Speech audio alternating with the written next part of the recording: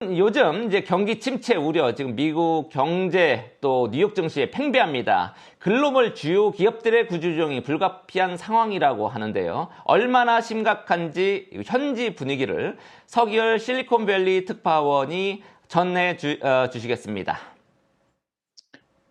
네, 경기 침체 어두운 그림자가 빅테크 기업에도 몰려오고 있습니다. 구조조정의 신호탄이 곳곳에서 터지고 있는데요.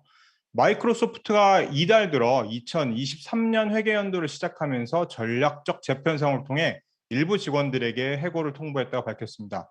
물론 해고 인원이 지난달 말 기준 전체 근로자 18만 1000명 가운데 1% 미만에 불과하다는 게 마이크로소프트 측의 설명입니다. 마이크로소프트가 마지막으로 인력 감축에 나선 것은 2017년으로 이번 구조조정은 약 5년 만입니다.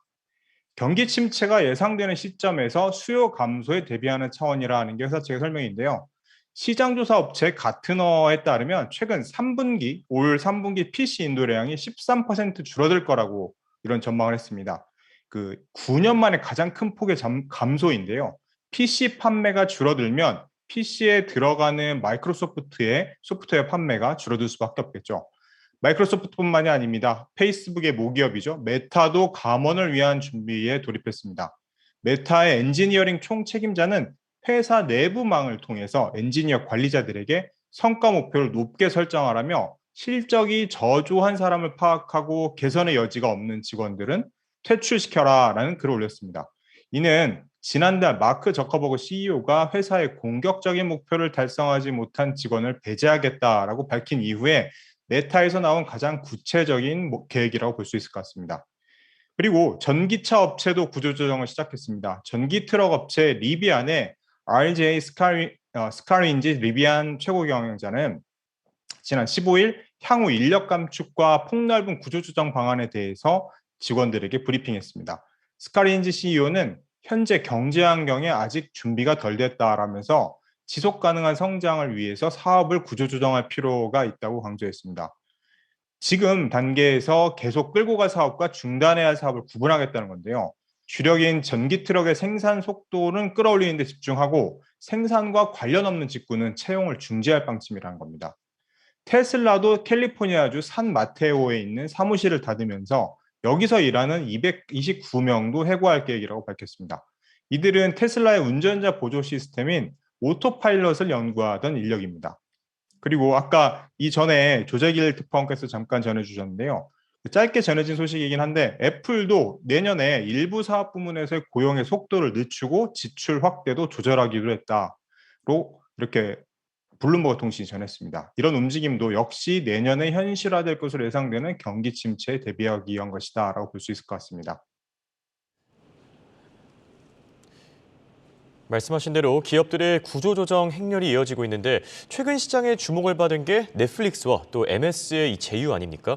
구독자 감소 위기를 극복해보려는 시도다 이렇게 풀이를 할 수 있겠는데 이 주요 내용과 가능성에 대해서는 어떤 부분들이 오가고 있습니까? 네, 구독자 감소라는 위기를 맞은 넷플릭스가 결국에는 마이크로소프트와 손을 잡았습니다. 넷플릭스는 지난 4월에 발표했던 광고가 나오되 저렴한 요금제를 도입하기 위한 파트너로 마이크로소프트를 선택했다고 지난 13일, 현지 시간으로 13일에 발표했습니다. 그렉 피터스 최고 운영 책임자 CEO는 마이크로소프트가 광고 지원형 요금제를 함께 만들어갈 파트너로서 우리의 니즈를 지원할 능력을 입증했다라고 파트너 낙점한 이유를 설명했습니다. 오랫동안 기술, 영업 분야에서 혁신을 지속해왔고 특히 구독자의 개인정보 보호에도 뛰어난 기술을 보유한 것을 높게 평가한 거죠. 넷플릭스는 그동안 구글, 컴캐스트 등과도 파트너십을 검토해왔습니다. 하지만 구글은 유튜브를, 컴캐스트는 MBC 유니버셜의 피콕이라는 스트리밍 서비스를 보유하고 있어서 잠재적인 경쟁자라는 판단을 한 것으로 보입니다. 이에 비해 MS는 마이크로소프트는 그런 스트리밍 서비스가 없어서 파트너로서 적합한 상대라고 봤습니다. 그리고 광고가 나오는 대신 저렴한 요금제를 도입하는 것은 사실 넷플릭스 안에서 논쟁이 거셌습니다. 구독자 감소와 수익성 악화에 대비하기 위해서는 광고형 요금제 도입이 불가능한 의견이라는 의견과 그동안 넷플릭스가 고수해왔던 광고 없는 구독을 통한 간결한 콘텐츠를 더 선호한다는 의견이 대립했었죠. 하지만 충격적인 1분기 실적 발표 이후에 분위기는 달라졌습니다. 지난 4월에 1분기 실적을 발표할 때 구독자가 20만 명이 감소했고 2분기에는 200만 명 감소가 예상된다는 충격적인 소식을 전하면서 광고용 요금제 도입을 결정한 것입니다. 광고 도입을 그동안 반대해왔던 리드 헤스팅스 공동 CEO는 1분기 실적 발표 현장에서 광고를 포함한 저렴한 요금제에 대해서 상당히 합리적이다라며 입장을 바꿨습니다. 넷플릭스의 이 같은 움직임은 가격에 민감한 소비자들을 추가로 끌어들이기 위한 불가피한 선택으로 해석됩니다. 기존 유료 요금제, 광고용 요금제를 추가하는 형태로 운영될 것으로 보이는데요. 향후 구독자를 늘리는 데 있어서 상당한 잠재력을 갖고 있는 것이란 평가가 현지에서 나옵니다. 특히 경기 침체가 예상되는 상황에서 구독자들이 지갑을 닫을 텐데 요금이 저렴하다면 광고를 기꺼이 받아들일 수 있다는 분석도 나오고 있습니다. 지금까지 실리콘밸리에서 한국경제신문 서기열 특파원이었습니다.